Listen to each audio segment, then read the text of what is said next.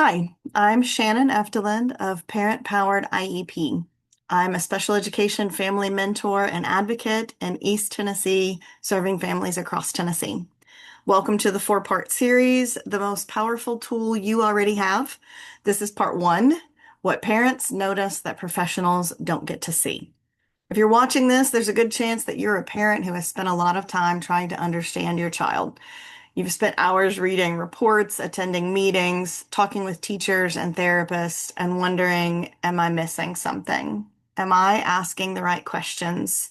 Do I know enough to be part of these conversations? And I want to remind you of something very important. You are already the expert on your child.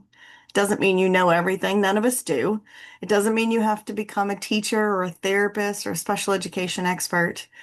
It simply means that you have something that no one else on your child's team has.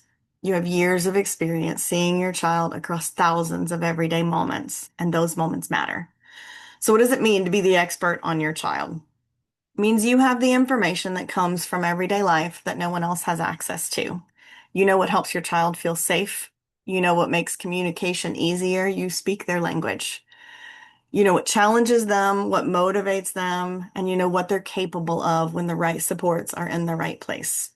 Professionals bring important expertise too.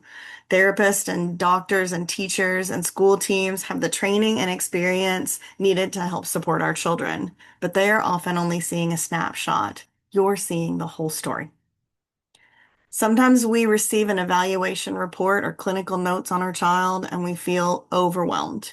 We may read about our child in a 1 hour appointment in a structured activity or in a specific setting, and we think this is true, but it's not the whole picture. And that feeling matters because our children are not just the results of a test.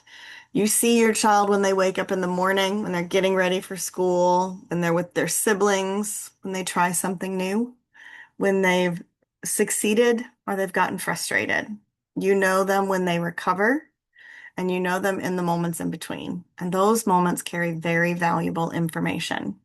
And in most cases, the professionals are not trying to get it wrong. They simply don't have the opportunity to see our children in every parts of their lives. For my three boys, I am most often their safe space. I see their worries and their fears and their need for connection. And that's not because other people don't care. It's because these moments happen within the relationship we have together. And that's what we do as parents. We help our children through the difficult moments. We celebrate their victories, and we learn what helps them thrive.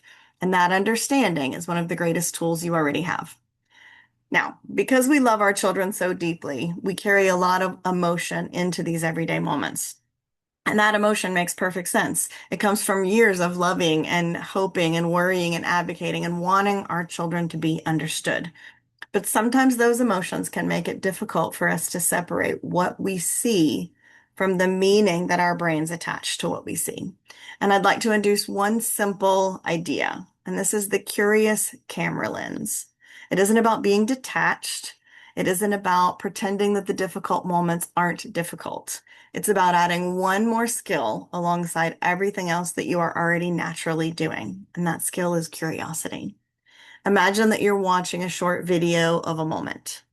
The camera isn't judging, it isn't assuming, it isn't deciding right or wrong. It is simply noticing. And let's use the example of getting dressed in the morning. My first thought might be my child is refusing to get dressed and he's yelling at me because his favorite shirt is not clean. But what the camera might notice is something different. The camera notices that my child chose the same soft shirt they wore yesterday instead of a scratchy shirt with a tag. The camera noticed that they were able to get dressed independently when they had two choices instead of four, and when they had enough time instead of me rushing them to get out the door.